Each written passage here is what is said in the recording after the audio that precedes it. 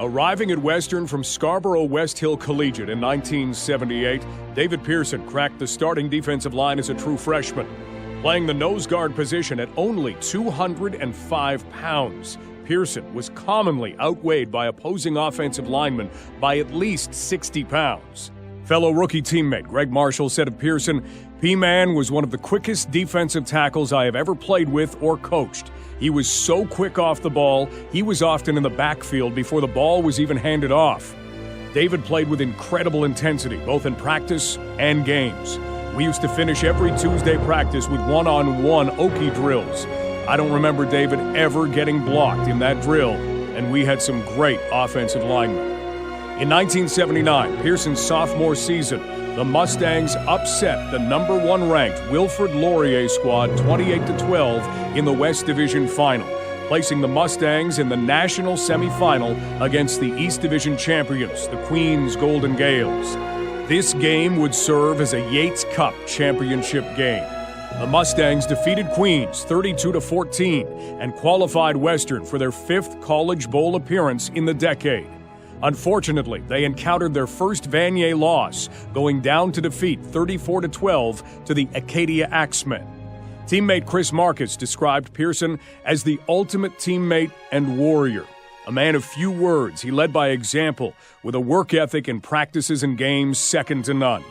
Always the aggressor in contact, P-Man had great anticipation and vision in order to time the snap of the ball just right, and as a result, no one got off the ball with the explosive power Dave did.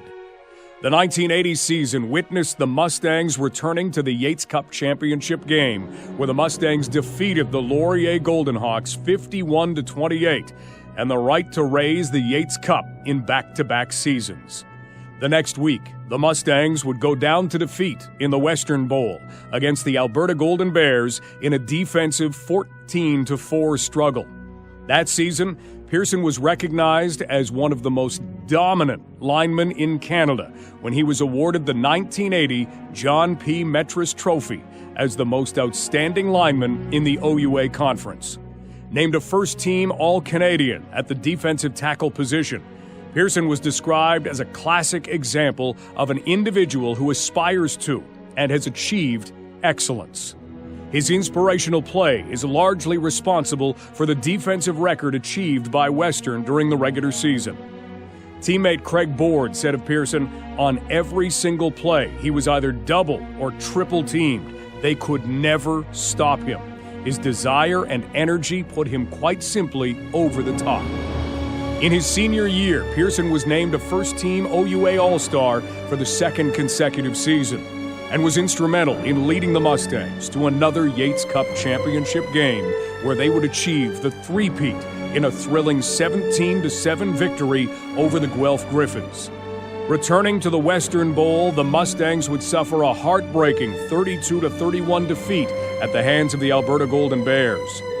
Drafted by the Saskatchewan Roughriders in the 4th round of the 1981 CFL Draft, Pearson would play the 1982 season with the Winnipeg Blue Bombers as a linebacker and special teams player. Numerous concussions resulted in Pearson stepping away from the game he loved at the conclusion of the season. Mustang teammate Craig Board summed up David Pearson, the player and the person. They could never stop him. Dave had a motor that just would never stop. Determination, nonstop energy, grabbing, clawing his way, always to success. He always had the dirtiest shirt and pants every game and got ready for the next play or challenge. Kind of a quiet guy, he always stood out by his determination, guts, and will. David Pearson, a Mustang legend.